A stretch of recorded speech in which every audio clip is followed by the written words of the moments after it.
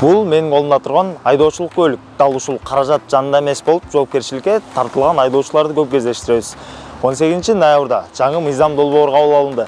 Анын негизинде уюлдук тиркемедеги каражаттар да документ катары эсептелинет. Бул айдоочуларга көптөгөн ыңгайлуу шарттарды түздү деп айтсак болот. Шашылбаңыз. Дароо жолго чыгып айдоочулук көлүктүн сүрөтүн көргөзмөй жок. Буга чейин электрондук документ көргөзүп, кызматкерлер мыйзам билбегендигин айыптаган видео тараган.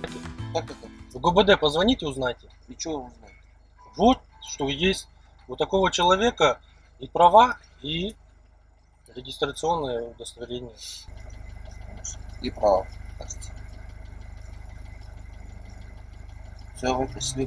Бул артыкчылык менен колдонуу үчүн сиз түндүк тиркемесин колдонууңуз шарт.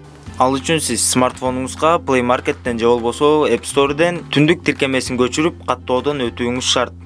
Ал жакта азырынча паспорт, айдоочулук көлүк, унаанын каттоо көлүгү бар. Жакын арада башка документтерди кошуу демилгеленип жатат.